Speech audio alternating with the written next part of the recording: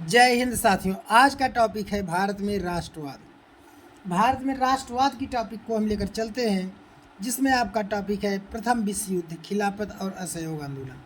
तो चलते हैं, हम आपका स्टार्टिंग पॉइंट से आपको क्या करेंगे, पढ़ाते चलेंगे और उसका मतलब समझाते चलेंगे। सिर्फ आपको सुनना है और कुछ नहीं करना है, आप बस इसको सुने रहिए। बाकी आपको क्या करेगा, एग्ज़ाम में आपका पूरी तरह से फ़ायदा देगा। 1919 से बाद के सालों में हम देखते हैं कि भारत राष्ट्रीय आंदोलन नए इलाकों तक फैल गया था। उसमें नए सामाजिक समूह शामिल हो गए थे और संघर्ष की नई पद्धतियां सामने आ रही थी। इन बदलावों को हम कैसे समझेंगे, उनके क्या परिणाम हुए। कहने का मतलब है कि 1919 के बाद के जो आपके समय हुए, उसमें नए राष्ट्रीय आंदोलन के तरीके फैले और उनमें मतलब क्या हुई, नए नए सामाजिक समूह शामिल हुए। और इसके बदलाव की कैसे मतलब हम समझेंगे, इसके बारे में चर्चा करते हैं। सबसे पहली बात यह है कि विश्व युद्ध से एक नई आर्थिक और राजनीतिक स्थिति पैदा कर दी थी। इसके कारण रक्षा व्यय में भारी इजाफा हुआ। कहने का मतलब है कि जो आपका प्रथम विश्व युद्ध हुआ था, ठीक है, इससे क्या हुआ कि आर्थिक और सामाजिक दोनों स्थितियां क्या हुई, समस्या से क्षतिग्रस्त, मतलब कि इस समस्या में मतलब कि इनमें काफ़ी अंतर देखने को मिला, जिसके कारण क्या हुआ, रक्षा में भारी व्यय का इजाफा हुआ। कहने का मतलब कि जो रक्षा के लिए था, इस पर भारी पैसा हमें क्या करना पड़ा, खर्च करना पड़ा। इस खर्चे की भरपाई करने के लिए युद्ध के नाम पर कर्जे लिए गए और करों में वृद्धि की गई, सीमा शुल्क बढ़ा दिया गया और आय कर शुरू कर दिया गया।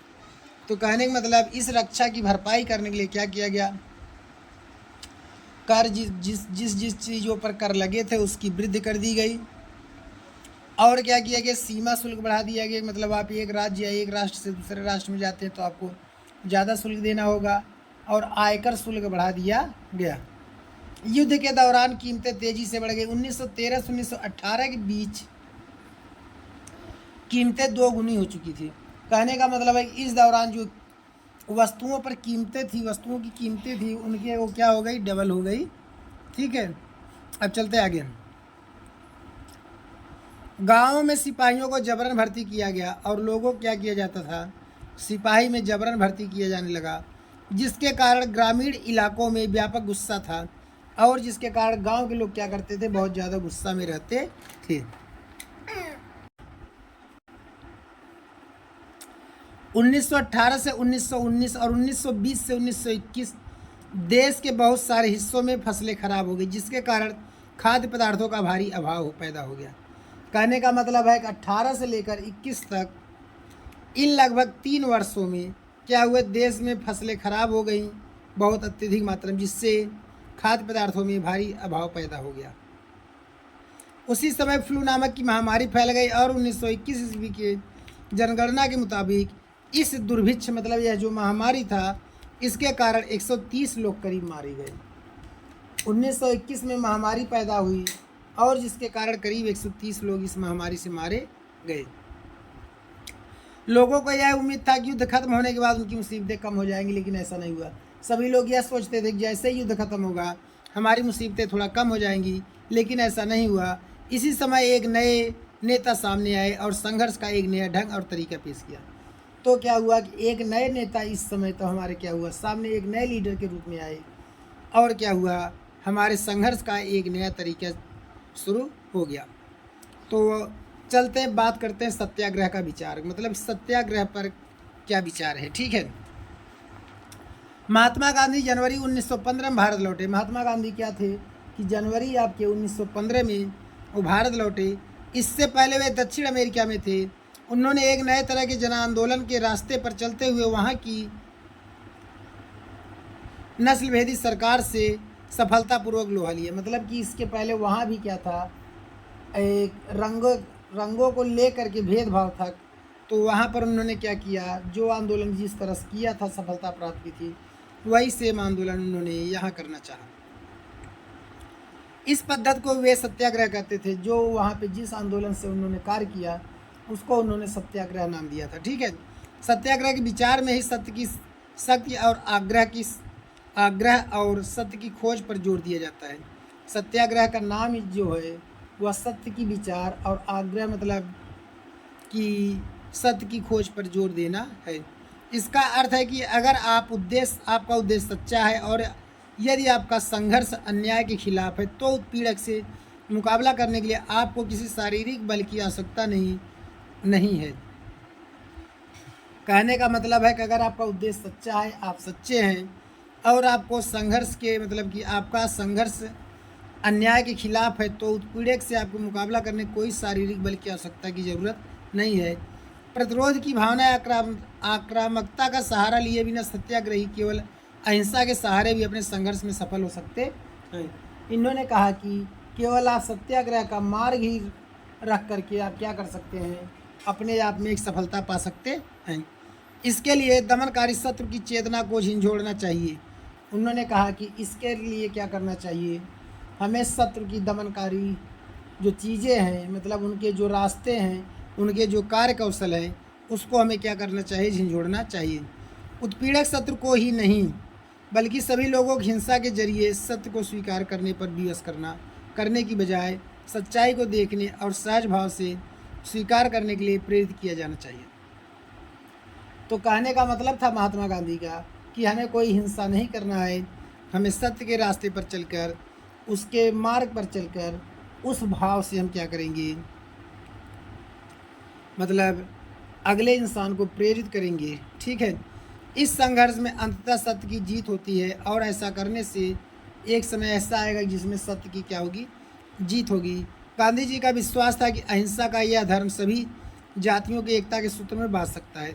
गांधी जी ऐसा मानते थे कि अगर आप सत्य की खोज पर चलेंगे तो आपको क्या होगा, अहिंसा के मार्ग पर ये आपको एक बंधन में बांध लेगा। भारत के आने के बाद गांधी जी ने कई स्थानों पर सत्याग्रह आंदोलन चलाया। जब वे भारत में आए तो उन्होंने बहुत से जगहों पर सत्याग्रह आंदोलन चलाया। ठीक है, इसके बाद क्या हुआ कि 1917 में उन्होंने बिहार के चंपारण इलाके का दौरा किया और 1917 में वो बिहार गए और वहाँ के चंपारण इलाके का क्या किया, दौरा किया और दमनकारी बागान व्यवस्था के खिलाफ किसानों को संघर्ष के लिए प्रेरित किया और वहाँ पे जो खेती थी किसानों की उस पर क्या किया, उन्होंने किसानों का साथ दिया। और फिर कह रहे हैं 1917 में उन्होंने गुजरात के खेड़ा ज़िले के किसानों की मदद के लिए सत्याग्रह आयोजन किया और किसानों के लिए उन्होंने क्या किया, गुजरात के खेड़ा ज़िले में उन्होंने क्या किया, सत्याग्रह का आंदोलन किया। फसल खराब हो जाने और प्लेग महामारी के कारण खेड़ा ज़िले के किसान लगान चुकाने की हालत में नहीं थे। मतलब वहाँ पर जब आपके महामारी फैली थी और फसल खराब हो गए तो जिसके कारण किसान लगान चुकाने में आपके तत्पर नहीं थे। ठीक है, वे चाहते थे कि किसान वसूली में ढील दी जाए। 1918 में गांधी जी सूती कपड़ा कारखाना के मजदूरों के बीच सत्याग्रह आंदोलन चलाने अहमदाबाद जा पहुँचे और वे 1918 में सूती कपड़ा मिल में जो मजदूर कार्य कर रहे थे उनके बीच उन्होंने सत्याग्रह आंदोलन चलाने के लिए जा पहुँचे। चल देते हैं सत्याग्रह पर एक विचार के बारे में हम बात करते हैं। सत्याग्रह पर एक विचार है। कहा जाता है कि निष्क्रिय प्रतिरोध दुर्बलों का हथियार है। लोग कहते हैं कि अगर आप किसी प्रतिरोध नहीं करते हैं तो आप क्या माने जाते हैं, दुर्बल माने जाते हैं। मतलब यही एक क्या है, एक कमज़ोर व्यक्ति का हथियार है। लेकिन इस लेख में जिस शक्ति की बात की गई है उन्हें केवल ताकतवर ही इस्तेमाल कर सकते हैं। यह निष्क्रिय प्रतिरोध की शक्ति नहीं है, इसके लिए जो सघन सक्रियता चाहिए। दक्षिण अफ्रीका का आंदोलन निष्क्रिय नहीं बल्कि सक्रिय आंदोलन था। उन्होंने कहा कि यह कोई निष्क्रिय शक्ति नहीं बल्कि सक्रिय शक्ति है। जैसे दक्षिण अफ्रीका में जो आंदोलन किया गया वह एक सक्रिय शक्ति था। सत्याग्रह शारीरिक बल नहीं है। सत्याग्रह अपने शत्रु को कष्ट नहीं पहुंचाता है, वह अपने शत्रु का विनाश नहीं चाहता। सत्याग्रह के प्रयोग में दुर्भावना के लिए कोई स्थान नहीं है। सत्याग्रह मतलब एक शारीरिक बल नहीं है और वह अपने शत्रु को बिना कष्ट पहुंचाए, बिना कोई नुकसान किए, ठीक है, उसकी दुर्भावना को दूर करने का प्रयास करता है। सत्याग्रह तो शुद्ध आत्मबल है। सत्य ही आत्मा का आधार होता है, इसलिए इस बल को सत्याग्रह नाम दिया गया। सत्याग्रह का है क्या है कि एक आत्मबल है। और यह आत्मा का एक क्या है आधार है, इसलिए इस बल को सत्याग्रह नाम दिया गया।